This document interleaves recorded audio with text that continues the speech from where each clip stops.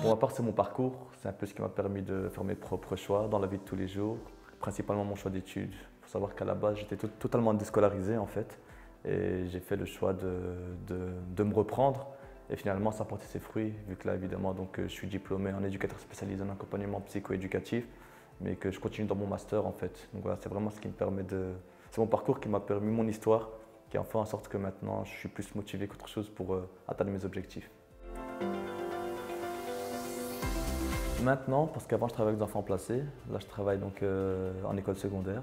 Donc mes responsabilités au quotidien, c'est faire respecter un certain cadre, faire en sorte que l'élève qui soit présent est rassuré au quotidien, vraiment tous les jours, parce que personnellement je travaille dans une école à discrimination dite positive, qui se dit justement donc que c'est une école où il y a des jeunes qui ont certaines, pas tous, mais certains ont des difficultés financières, familiales, qui fait que voilà, nous on est présent pour leur faire oublier le cadre familial à la maison. On est présent pour leur rappeler que lorsqu'ils sont à l'école, c'est un tout autre cadre idyllique qui leur permet d'être mieux, de se sentir rassurés, d'être présents et de pouvoir travailler pour pouvoir également évoluer. Non, je rigole. Non, vraiment pas. Si vous voulez être bien payé, faites pas éducateur. C'est pas du tout…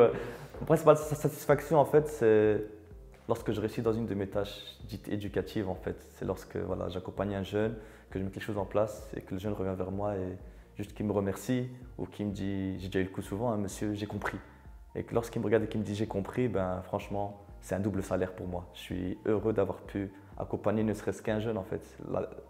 Le salaire est là pour moi. Essayer d'être efficace sur du long terme, car il faut éviter de trop en faire, car là du coup on t'aura à l'usure, ce qui fait que tu ne seras pas efficace sur 10 années, mais après 3-4 ans tu seras épuisé mentalement. Et évidemment, ne pas trop peu en faire aussi, parce qu'au fond, si tu ne fais pas grand-chose, ben, tu échoues dans tes missions, qui sont justement d'accompagner les jeunes. Donc voilà, c'est un juste milieu qui est souvent difficile à trouver, mais lorsqu'on le trouve, on est épanoui. Le métier d'éducateur, à la base, est un métier qui est fait pour travailler en équipe. Parce que comme je te l'ai dit tantôt, des fois, il y a beaucoup de pression. Et lorsque tu sens la pression arriver, ton collègue est présent, tu peux lâcher prise et lui passer le relais en fait. Après, évidemment, tu peux également travailler seul et assurer un suivi, mais généralement, le métier d'éducateur se fait en équipe. On a toujours des collègues éducateurs. Rares sont les institutions où il y a un seul éducateur et rien d'autre en fait. Bah, horaire scolaire, hein, j'ai envie de te dire. Écoute, c'est un horaire complet, quoi. À partir du moment où tu as ce bien-être en toi et que tu veux donner à l'autre, on aura tous un style éducatif différent. Mais le but, en fait, c'est d'arriver au même objectif chacun. Donc, je vais te dire, tu peux être un punk, tu peux être un gothique, tu peux être, je sais pas moi, je ne vais pas dire un jeune délinquant, mais voilà, un jeune avec un passé difficile. Tout est bon parce que tu as ton histoire, tu as ce qui fait que toi, tu as pu remonter la pente et ça, tu peux le partager, tu vois. Et vu que tu sais où sont les trous, en fait, la formation, justement, comme je te dis, te permet de transmettre ce savoir. C'est pas vraiment être prof, mais c'est l'école de la vie, en fait, l'éducateur.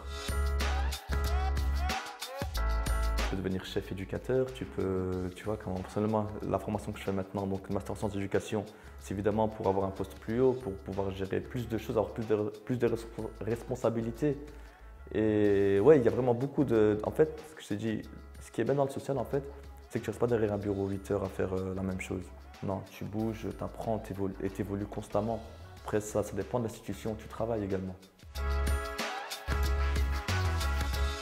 J'ai fait face à une situation de harcèlement il y a quelques années. Et en fait, c'était un élève de 13 ans, mais déjà très en forme, voilà. Et il harcelait beaucoup les filles de sa classe, etc., etc. Je l'ai pris dans le bureau à part. Et là, vraiment, j'étais remonté parce que moi, le harcèlement, c'est ce que je déteste le plus. Et voilà, on a tous eu un moment où on s'est fait harceler, on s'est fait insulter. Et ça peut même créer une phobie scolaire, en fait. Et ça, moi, je peux pas. Du coup, j'ai pris cet élève et… Je ne vais pas dire que je l'ai enchaîné, mais j'ai vraiment essayé de le remettre en place. J'ai parlé longtemps avec lui, j'ai convoqué ses parents, on a mis les choses en place. Et vraiment, en fait, il ne se rendait même pas compte qu'il harcelait ses camarades de classe. Pour lui, c'était normal, c'était un jeu. Ben, le jour même, donc une fois que la convocation était faite, j'ai parlé avec lui, j'ai tout mis en place, un contrat, etc. Je l'ai mis face à ses responsabilités parce qu'il ne se rendait même pas compte. Ben, le jour même, donc en fin de journée, il est venu vers moi, il m'a regardé, il m'a dit « Monsieur, j'ai compris ». Et il est parti. Jackpot.